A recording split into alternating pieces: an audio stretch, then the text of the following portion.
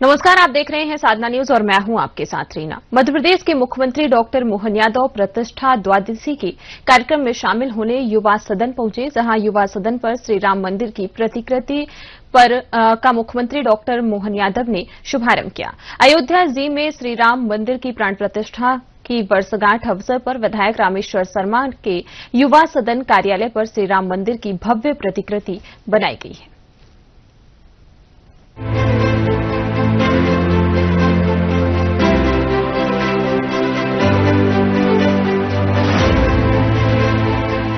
इस मौके पर मुख्यमंत्री डॉक्टर मोहन यादव ने कहा कि ये हम सभी के लिए गौरव और गर्व की बात है कि हिंदुओं के 500 वर्षों के संघर्ष के बाद प्रधानमंत्री नरेंद्र मोदी के कारण अयोध्या जी में प्रभु श्री राम का मंदिर बनकर तैयार हुआ।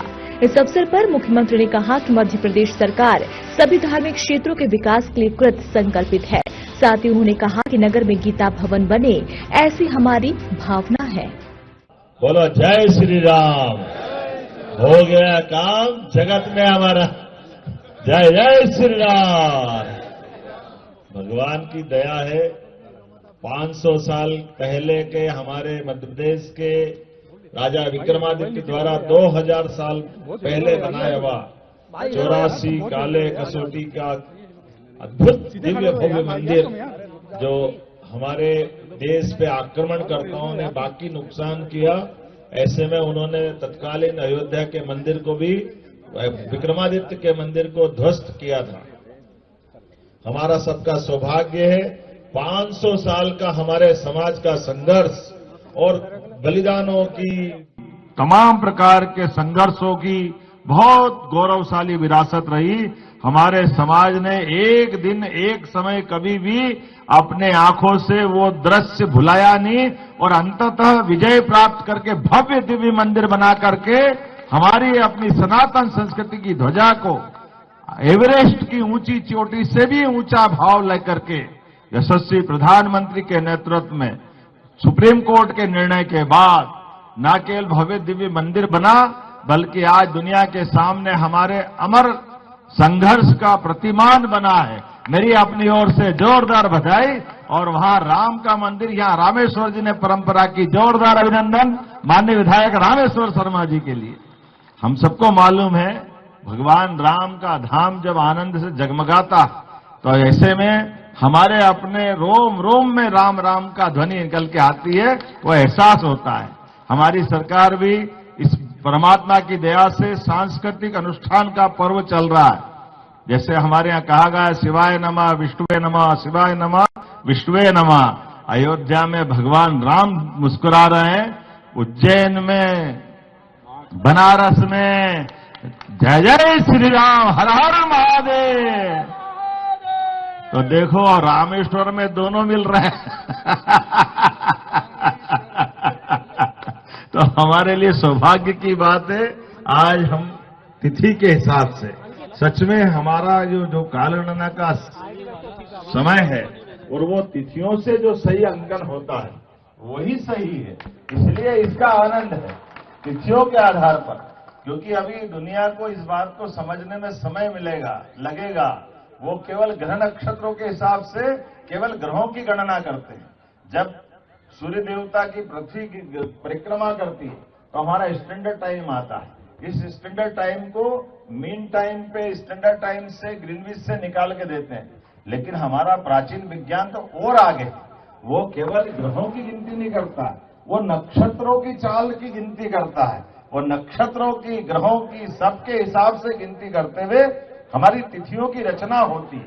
इसलिए हमारे तिथियों की रचना आज सूर्योदय से लेकर कल के सूर्योदय तक पूरा समय हमारा भगवान सूर्यनारायण के आधार पर समय गणना को समर्पित रहता है। ऐसे समय में हमारे एक दिन के मुहूर्त सूर्योदय से सूर्यास्त तक के 15 होते हैं और सूर्यास्त से वापस सूर्योदय के निशाचर अर्थात रात्रि के 15 मुहूर्त होते हैं।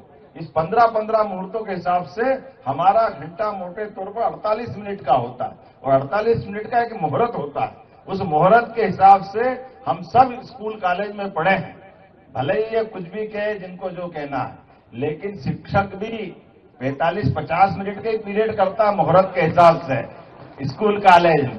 उससे बाहर कोई नहीं जाता है, क्योंकि ये हमारा आधुनिक साइंस का भी इस सिद्धांत को सब मानते हैं कि मोटे तौर पर कोई बात को सुनने समझने के लिए 45-47 मिनट बहुत होते हैं, इससे ऊपर जाओ तो ध्यान भटकने लगता है। ऐसी कई सारी चीजों को लेकर के हमारा विज्ञान प्राचीन ज्ञान को समर्पित है। जब आज इस अवसर पर यहाँ भोपाल के अंदर भगवान राम का भव्य दिव्य धाम की प्रतिकृति का दर्शन हो रहा है, हम सब आनंद में डूबे। और बताना चाहूंगा, भोपाल हमारे मध्य प्रदेश की राजधानी है, इसलिए विक्रमादित्य को भी नहीं भूले। विक्रमादित्य का द्वार का भूमि पूजन है, हो सकता है अगले साल तक द्वार हमारा बन के तैयार होगा। और जब विक्रमादित्य होगा, ये 2000 साल पे विक्रमादित्य के अनुसरण करने वाले एक और राजा हुए जिनने ये सपना देखा कि मैं विक्रमादित्य के समान रहूं। तो विक्रमादित्य 32 पुतले की कहानी राजा भोज ने सुनी, तो राजा भोज का द्वार भी बनेगा हमारे यहाँ पर, इसी राजधानी के एक मार्ग पर। और भगवान राम की बात आपने कही, भगवान राम, भगवान कृष्ण, इसका अतीत भी हमारी राजधानी से जुड़ा हुआ है। तो हमारे राजधानी के एक एक मार्ग पर उनके द्वार बनते जाएंगे ताकि हमारी राजधानी में पूरे प्रदेश का गौरव समाहित हो। इसलिए कई सारे काम हमारी सरकार कर रही है। उसमें से श्री राम वनगमन पथ, चित्रकूट का धाम भव्य दिव्य बने, भगवान कृष्ण की जहां जहां लीलाएं हुई, सांदीपनी आश्रम सहित वो सब भव्य दिव्य बने, श्री कृष्ण पाथे बने, नगर नगर में गीता भवन बने और गीता जयंती धूमधाम से मने। ये हमारी सरकार उस पे काम कर रही है। कितना अच्छा लगा इस बार की गीता जयंती पे पुरुषोत्तम अध्याय 15वां गीता का पाठ इसी प्रदेश के अंदर 3 लाख से ज्यादा लोगों ने गीता पाठ करके वर्ल्ड रिकॉर्ड बनाया और इसी आधार पर 9 लाख से ज्यादा विद्यार्थी शामिल हुए।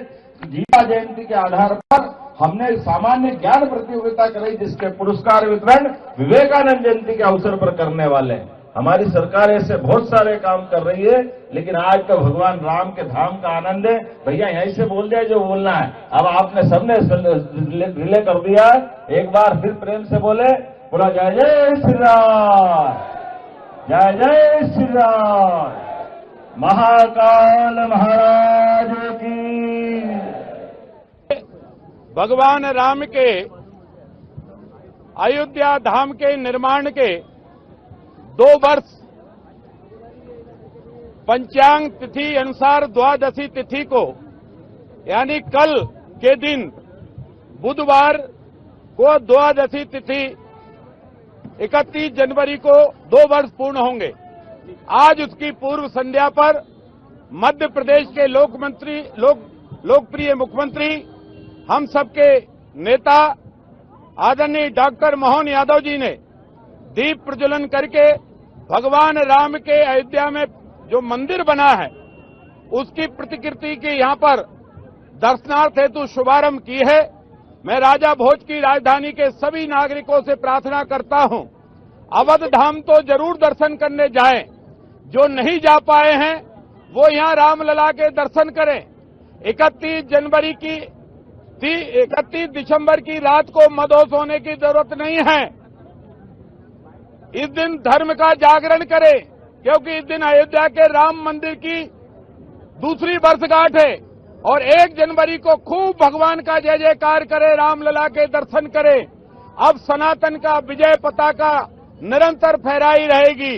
अभी अयोध्या में रामलला का भव्य उत्सव हो रहा है, वो दिन दूर नहीं जब मथुरा में और काशी में, मथुरा में कान्हा और काशी में हर हर महादेव की जयकारे लगेंगे।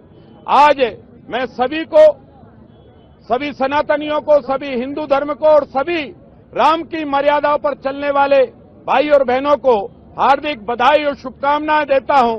उन शहीदों को, उन कार सेवकों को नमन करता हूं जिनके बलिदानों के कारण अयोध्या में भव्य और दिव्य राम मंदिर बना है। और मोदी जी को करोड़ों हिंदुओं की तरफ से फिर से धन्यवाद और बधाई देता हूं कि उनके अथक प्रयास, परिश्रम और सनातन की विजय और गौरव गाथा को चिर स्थापित करने के लिए भव्य और दिव्य राम मंदिर बनाने में मोदी जी ने भरपूर सहयोग ही नहीं दिया बल्कि परिश्रम की पराकाष्ठा की है। आज भव्य और दिव्य राम मंदिर पूरा विश्व अगर देख रहा है तो मोदी जी की सरकार और सुप्रीम कोर्ट के न्याय प्रतिष्ठा के कारण देख रहा है।